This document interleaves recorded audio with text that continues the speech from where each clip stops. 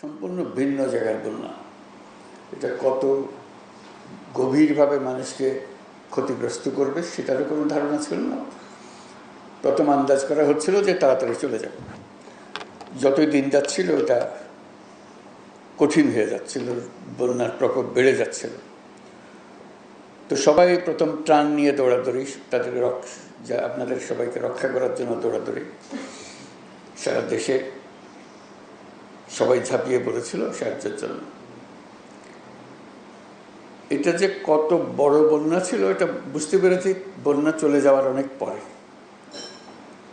যে লোকমুখে যখন শুনতে আরম্ভ করলাম ব্যক্তিগতভাবে কীভাবে ক্ষতিগ্রস্ত হয়েছে, আপনারা যারা উপস্থিত আছেন পর্দার অন্যদিকে, যাদেরকে আমরা দেখছি এখানে পর্দাতে, তারা ভুক্তভোগী সবাই। অবস্থাপন্ন যারা এলাকায় ছিলেন তারাও ভুক্তভোগী, তাদেরও কোনো ছাড় দেয় নাই বন্যা। কিন্তু যারা বাড়িঘর হারিয়েছে তাদের কোনো জায়গা ছিল না কোথায় যায়। তো নানাভাবে প্রস্তাব আসছিল যে বাড়ির জন্য টাকা দিতে হবে। তো টাকা দেওয়ার ব্যাপারে আমি একটু শক্ত অবস্থান নিচ্ছিলাম। আমি বললাম যে এটা টাকা দিতে গেলে এই টাকার ভাগ বাটোয়ারা অনেক রকম হয়ে যাবে, আসলে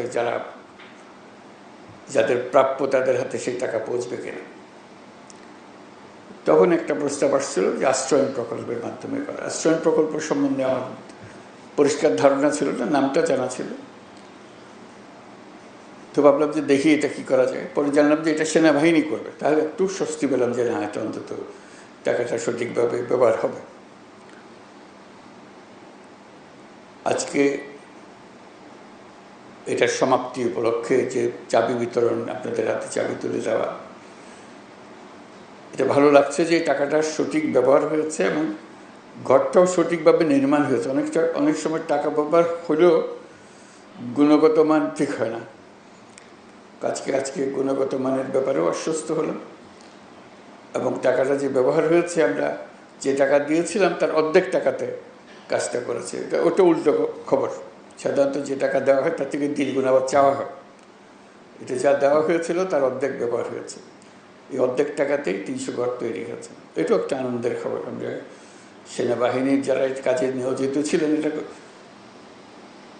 স্বাভাবিক পরিস্থিতিতে গৃহ নির্মাণ ছিল না, অস্বাভাবিক পরিস্থিতিতে গৃহ নির্মাণ ছিল। এটা বিশেষ আলোচনার বিষয় যে এর মধ্যেও গুণগত মান ঠিক রাখা, জিনিসপত্র হাজির করা। ঘর নির্মাণ করতে হলে তো অনেক জিনিসের সমাবেশ করতে হয়। এটাও কঠিন ছিল।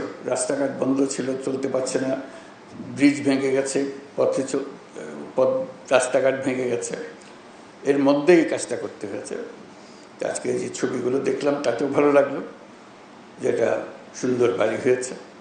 তা আমরা সবার পক্ষ থেকে সেনাবাহিনীকে অশেষ ধন্যবাদ জানাচ্ছি। এই বিপদের দিনে তারা আমাদেরকে আশ্বস্ত করতে পেরেছে এবং আজকে পেছনে ফিরে তাকানোর সময় আমরা বুঝতে পেরেছি যে এটা চমৎকার কাজ হয়েছে। ভবিষ্যতে এরকম দুর্যোগের সময় তাদেরকে আমরা কাছে পাবো, আমাদের ভরসার স্থল হবে, যে আমরা জানবো যে সেনাবাহিনী এই কঠিন কাজ, এই কঠিন পরিস্থিতিতে সঠিকভাবে আমাদেরকে করে দিতে পারবে। এবং যারা এই কাজে সরাসরিভাবে নিযুক্ত ছিলেন, স্থানে কাজ করেছেন, তারা হয়তো আজকে উপস্থিত নাই, তাদেরকে আমরা সবার পক্ষ থেকে ধন্যবাদ জানাচ্ছি। যে যেখানে আছেন আমরা অশেষ কৃতজ্ঞ।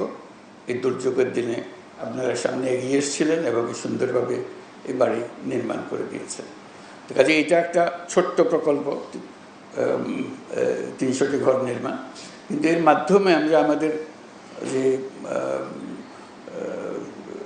সঠিকভাবে কাজ করার, একত্রে কাজ করার, দুর্যোগ মোকাবেলা করার এবং সৎভাবে করার যে দৃষ্টান্ত স্থাপন করলাম, এটা আমাদের সবাইকে উদ্বুদ্ধ করবে।